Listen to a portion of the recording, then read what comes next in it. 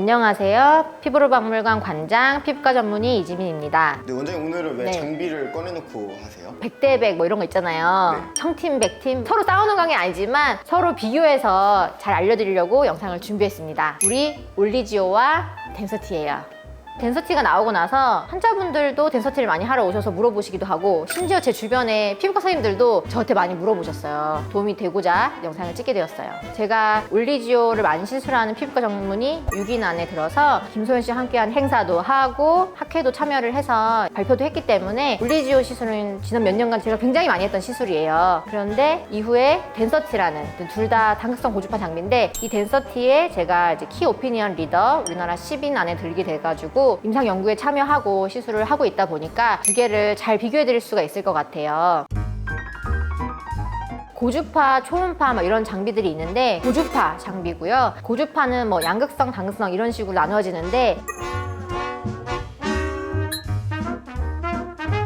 잘 알려져 있는 당극성 장비예요. 써마지, 올리지오, 덴서티 같은 당극성 고주파의 특징은 피부의 표피부터 진피까지 열을 줌으로 해서 섬유화 세포를 통해서 콜라겐과 탄력 섬유를 만들어주고 또 히알루론산도 만들어주고서 진피 환경도 개선해 줌으로 해서 우리가 매년 1%씩 계속 콜라겐이 떨어지고 피부가 많이 밀도가 떨어지게 되는데, 밀도가 떨어지면 노화 급속화되거든요. 피부 밀도를 채워준다는 역할을 공통적으로 하고 있는 장비들이에요. 이해되시나요 혹시? 안 될 것 같은데?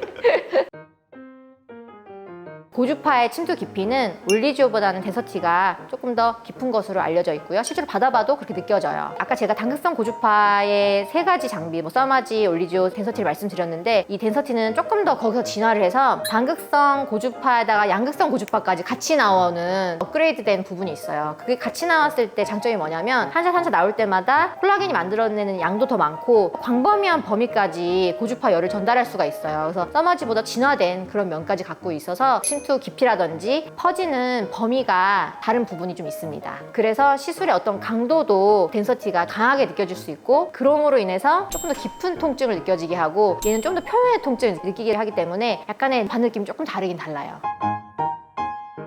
쿨링 기능이 중요한 부분인데, 덴서티 같은 경우에 피부의 온도라든지 피부의 습도를 매 샷마다 측정해가지고 쿨링의 세기가 조절을 세밀하게 나오긴 해요. 피부의 온도가 높으면 쿨링이 좀 세게 나오고, 피부 온도가 낮으면 쿨링을 좀 약하게 내줘가지고 일정한 피부 온도를 유지하려고 하는 업그레이드된 기능이 덴서티에 있어요. 고주파 장비의 특성상 피부의 온도라든지 습도에 따라서 고주파가 나가는 세기도 다르게 해야지 원하는 피부에 있는 효과를 낼 수가 있거든요. 그걸 우리가 처음에 임피던스 값을 체크한다고 되어 있어요. 올리지오는 처음에 그 값을 측정한 다음에 쭉 같은 값으로 시술을 하고, 덴서티는 매 샷마다 그렇게 측정할 수가 있어서 고주파 세기도 아까 제가 쿨링 말씀드렸던 것처럼 조절할 수가 있어요. 그럼 더 좋은데 가격은 어떻게 될까요? 그게 또 문제죠. 써마지, 올리지오의 한 중간 정도 가격이다, 그렇게 생각하시면 될 것 같아요. 어떤 분들에게 제가 권하게 되냐면은, 나이가 30 초반이라던가 30 중반이라서 노화가 많이 진행되지 않았거나 통증에 대해서 굉장히 민감함을 많이 가지신 분들, 그런 분들은 올리지오를 그 안티에이징의 시작으로서 하게 되면은 약간 피부 적금 개념으로 피부가 늙기 전에 미리미리 콜라겐 탄력섬유를 만들어줄 수 있는 좋은 시작하는 리프팅 시술이 되겠고요. 노화가 많이 진행됐다든지 깊은 부분까지 확실한 효과를 내야 되는 분들, 그런 분들은 이제 덴서티를 좀 더 권해드리게 되는 것 같아요. 이런 당극성 고주파 장비를 하고 나서 조직 검사를 한 논문들이 있는데, 보통 2달이 지나서부터 콜라겐 탄력섬유가 만들어지게 되거든요. 그래서 2달부터 6개월까지 잘 만들어지고, 6개월을 최정점으로 찍고 나서 조금씩 효과가 떨어질 수가 있어요. 우리가 노화가 진행되기 때문에 당극성 고주파는 제일 좋은 효과를 유지하기 위해서는 6개월 간격으로 하는 걸 제일 권해드리고 있어요. 써마지 같은 경우도 6개월마다 받으면 좋은 시술이긴 한데, 워낙 고가다 보니까 1년에 한 번으로 마케팅이 된 부분도 있는데, 사실은 써마지도 6개월에 한 번씩 받으면 당연히 효과적인 면에서 좋거든요. 써마지 1년에 2번 받기 어려운 분들은 덴서티 한 번, 올리지오 한 번 이렇게 받는 것도 괜찮고, 아니면 올리지오 2번 이렇게 받으시는 것도 좋을 것 같아요.